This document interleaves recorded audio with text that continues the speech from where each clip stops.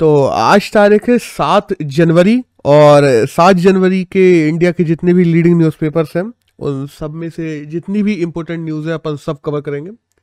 तो आज अगर द हिंदू के फ्रंट पेज की बात करें तो एक न्यूज़ तो ये आई है ईडब्ल्यूएस के फैसले को लेकर आज फैसला हो जाएगा सुप्रीम कोर्ट में। इसको डिटेल में थोड़ा बात करेंगे अपन।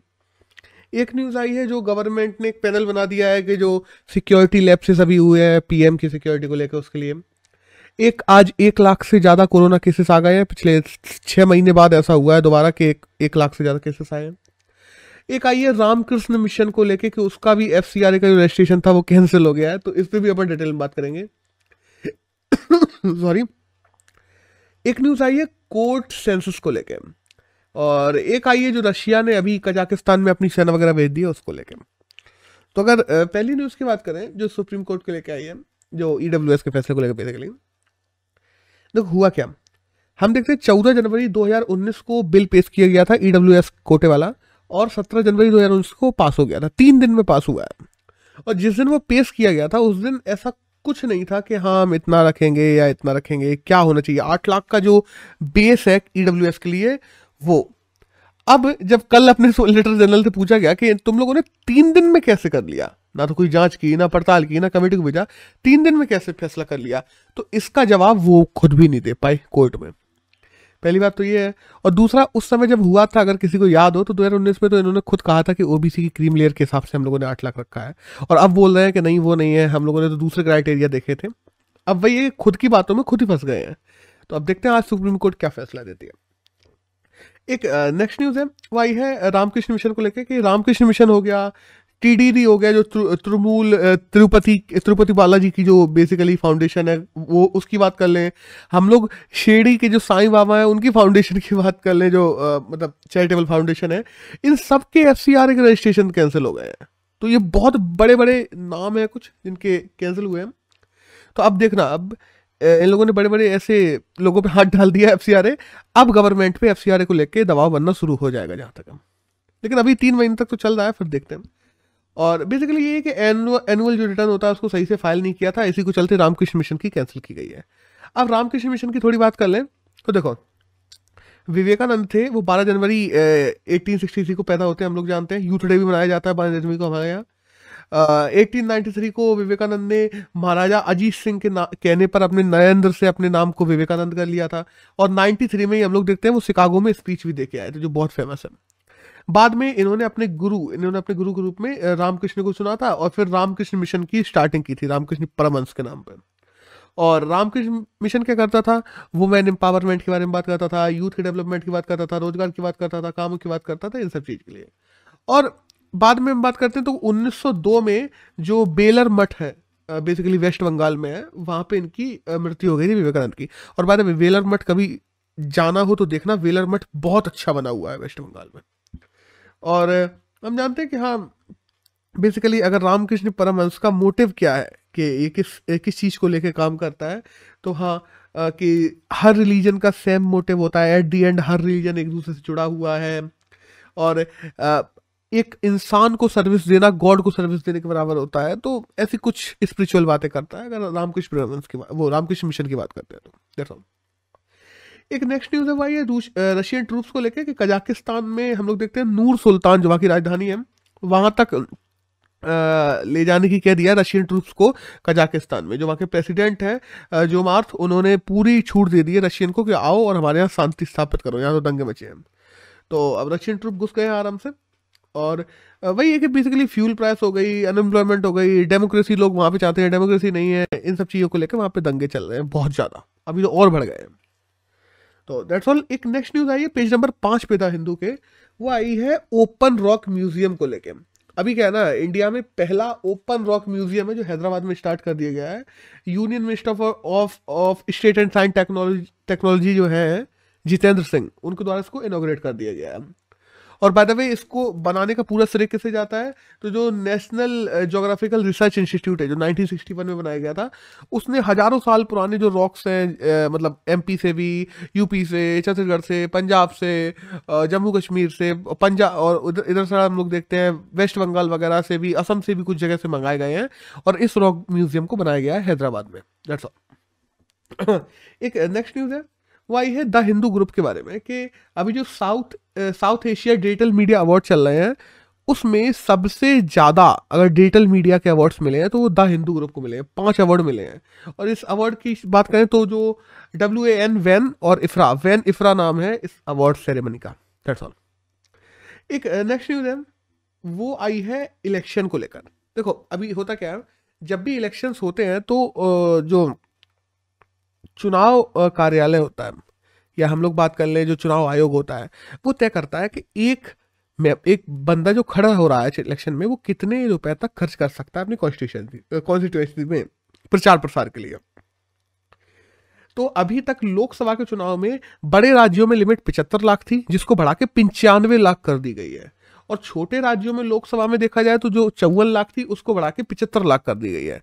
तो अब एक MP के चुनाव में एक MP अपने चुनाव में प्रचार प्रसार के लिए 75 लाख और 95 लाख छोटे और बड़े राज्यों के हिसाब से खर्च कर सकता है, छोटे बड़े एरिया के हिसाब से, बेसिकली कॉन्स्टिट्यूएंसी के हिसाब से।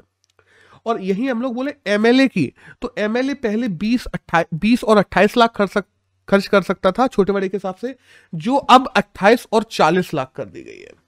देखो होता क्या ना, रिप्रेजेंटेशन ऑफ पीपल एक्ट जो 1951 है उसके सेक्शन नंबर 77 के तहत ये कहा गया है कि जितना भी तुम लोगों ने एक्सपेंडिचर किया है अपने चुनाव प्रचार में वो चुनाव होने के दिन से पहले तुम्हें उसका स्टेटमेंट देना पड़ता है चुनाव आयोग को। अगर स्टेटमेंट नहीं देते हो तो तुम्हें डिस्क्वालीफाई भी किया जा सकता है।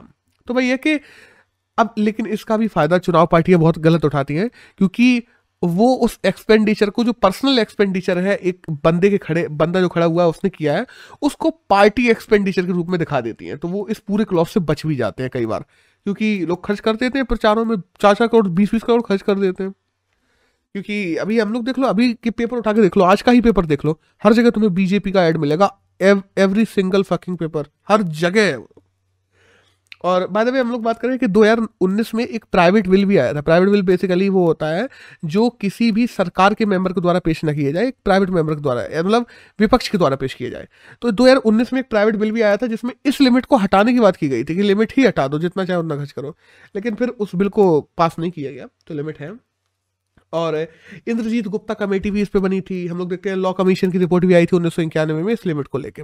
तो ये सब इसी जो पार्लियामेंट्री हम लोग बात करते हैं ना कि एक्सपेंडिचर स्टेटमेंट लिमिट, इसको लेके ये कमेटी भी उससे संबंधित है। That's all.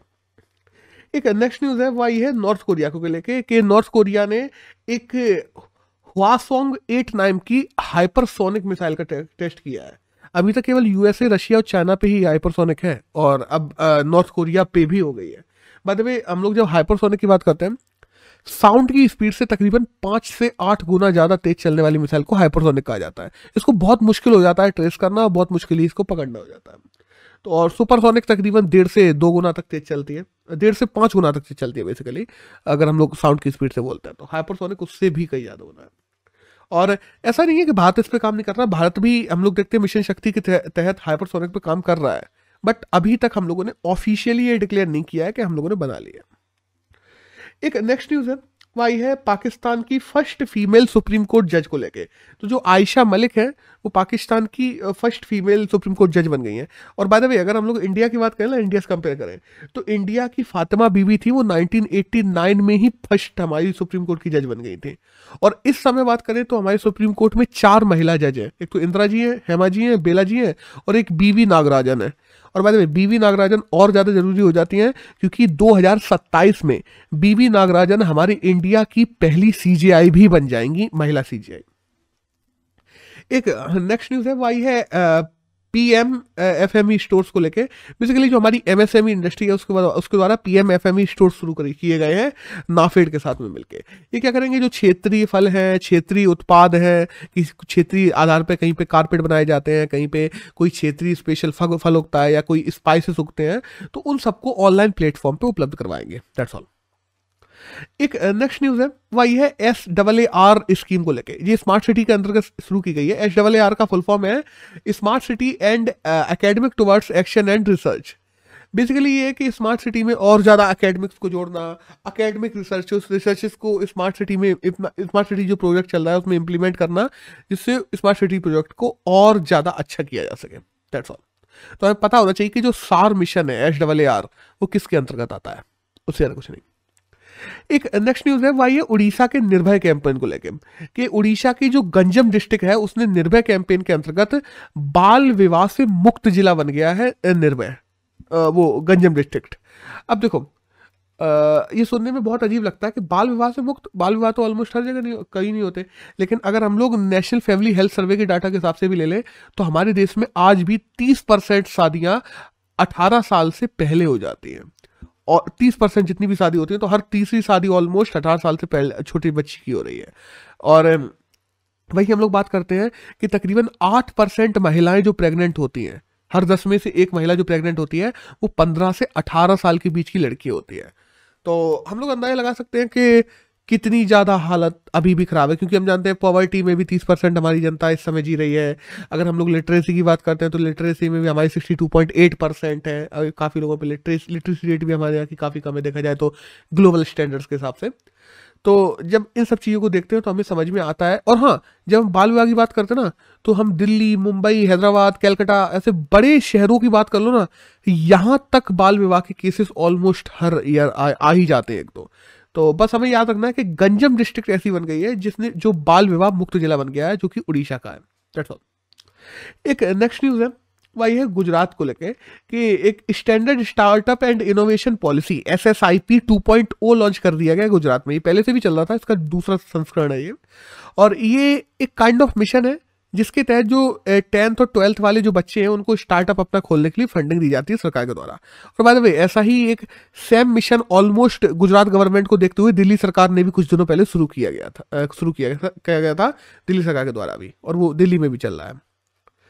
एक नेक्स्ट न्यूज, अब हाँ बाय द वे ये बात अलग है कि दिल्ली सरकार मानती नहीं है कि हमने गुजरात को देख के शुरू किया, लेकिन शुरू तो यहीं से किया है। एक नेक्स्ट न्यूज है वो आई है ओलेफ को लेके। ओलेफ जो जर्मनी के नए चांसलर बन गए हैं एंजेला मार्केल की 16 साल की चांसलर रहने के बाद।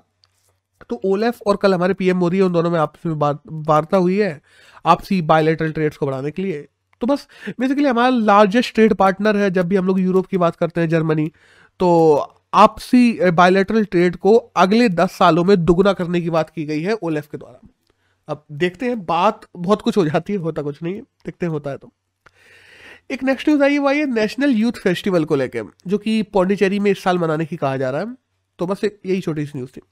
और एक और न्यूज आई है छोटी सी ही, कि केरला का जो हाई कोर्ट है वो हमारे देश में पहला ऐसा हाई कोर्ट बन गया है जो पूरी तरीके से पेपरलेस काम करेगा, कि उसमें अब पेपर का इस्तेमाल नहीं किया जाए किसी भी प्रकार से, हर काम डिजिटली होंगे। इवन दो जो पैरवियां हुआ करेंगी या वकील भी अपनी जो दलीलें देंगे, जो सबूत दिखाएंगे, वो भी अपने लैपटॉप्स वगैरह लेके आया करेंगे और उनसे ही जज के सामने पेश करेंगे। That's all. हाँ, अगर बहुत जरूरी कुछ होगा तो ऐसे पेपर्स भी लाए जाएंगे, ऐसा नहीं कि नहीं लाए जाएंगे, लेकिन जब भी फीडिंग की बात होगी तो वो ओवरऑल डिजिटली ही होगी केरला हाई कोर्ट में। तो दैट्स ऑल। तो यहाँ से आज की न्यूज़ तो खत्म होती है। एक एडिटोरियल आया है, वो आया है टोबैको को लेके। अभी एडिटोरियल क्या है, कुछ डाटा आया है, बस हमें डाटा जरूरी हो जाता है। और एडिटोरियल में तो इतना खास कुछ नहीं है, क्योंकि एडिटोरियल पे हम लोग याद करो अभी कुछ दिनों पहले ही हम लोगों ने टोबैको पे काफ़ी बात कर ली थी कि जीएसटी वगैरह नहीं बढ़ रहा है, उत्पाद टोबैको बढ़ता चला जा रहा है। उस वजह से दूसरी तरफ हम लोग देखते हैं लोगों की पर कैपिटा इनकम भी बढ़ रही है, जिस वजह से लोगों में कंजप्शन बढ़ता चला जा रहा है, जिसमें सरकार कुछ नहीं कर रही है। सरकार को जीएसटी और टैक्सेस बढ़ाने चाहिए।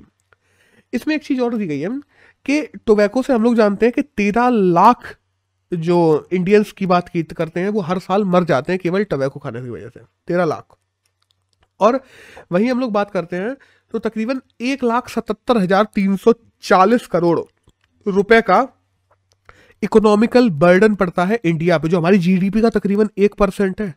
हमारी जीडीपी का 1% केवल और केवल टोबैको में जाता है, कि भाई है ना कि टोबैको से जो बीमार पड़ेगा उनको तुम्हें इलाज करवाना पड़ेगा, सरकारी अस्पतालों में फिर इलाज कराओगे या टोबैको के लिए कैंपेन चलाओगे, तो 1% जीडीपी का उसी में चला जाता है।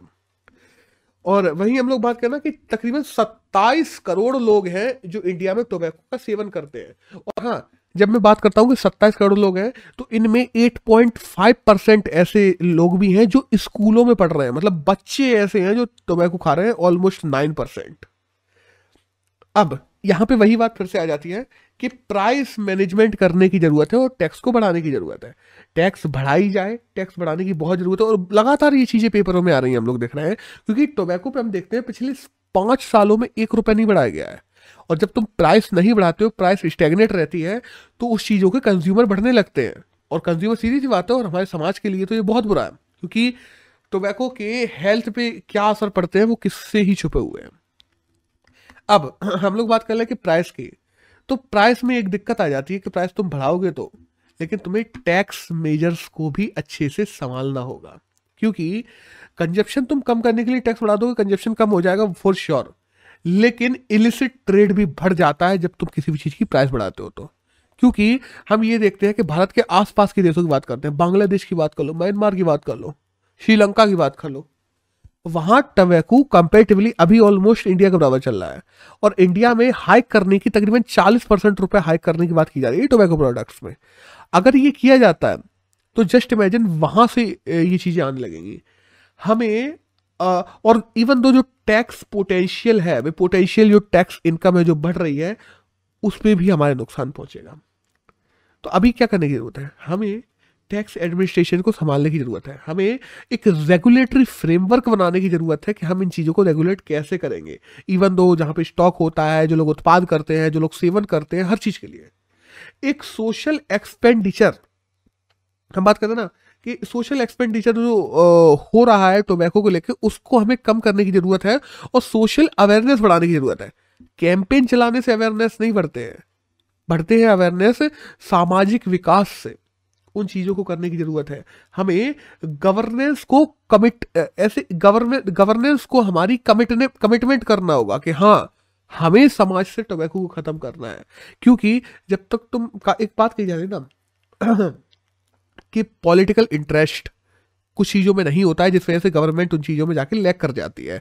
जब भी हम बात करते हैं डेवलपमेंट की, तो इन चीजों में पॉलिटिकल इंटरेस्ट अगर नहीं भी है तो पैदा करो, कैसे करके ये सरकार की जिम्मेदारी बनेगी कि हाँ भाई, अगर तुम अपने क्षेत्र में इतने इतने % तक टोबैको के सेवन करने वालों को घटा देते हो, तो तुम मान लो जैसे अभी हम लोग चुनाव की बात कर रहे हैं, तो चुनाव में इतने लाख रुपए और खर्च कर सकते हो। इस प्रकार की स्कीमें लाना, या पॉलिटिकल इंटरेस्ट देना लोगों को, एडमिनिस्ट्रेटिव बंदों को जो एडमिनिस्ट्रेशन में काम कर रहे हैं, कि हाँ, तुम अपने जिले को अगर नशा मुक्त घोषित करवा देते हो कि तुम्हारे यहाँ एक भी बंदा टोबैको नहीं खाता, ना बेचती है, ना कुछ होता है, तो हाँ भाई, तुम अगर एडमिनिस्ट्रेटर में हो, तुम वहाँ पे एडमिनिस्ट्रेटर हो जिसने ये काम करवाया है, तो तुम्हें उसी हिसाब से इंसेंटिवाइज किया जाएगा, सरकार के द्वारा एक तमगा बमका कुछ दिया जाएगा, सम्मानित किया जाएगा। इन चीजों को करने की जरूरत है, जिससे समाज में अवेयरनेस बढ़ाने को लेके हमारे लीडर्स या हमारे एडमिनिस्ट्रेटर्स में भी जागरूकता आए। इलीगल मार्केट को कंट्रोल करना सबसे बड़ी बात है, क्योंकि टोबैको का इलीगल मार्केट बहुत बड़ा है।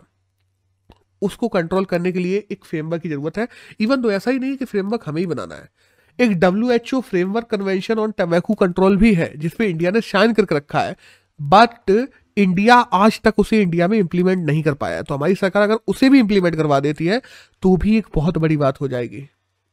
अब देखते हैं आने वाले समय में क्या होगा, लेकिन ओवरऑल अगर बात की जाए तो यही सब था जो 7 जनवरी के करंट में था। That's all.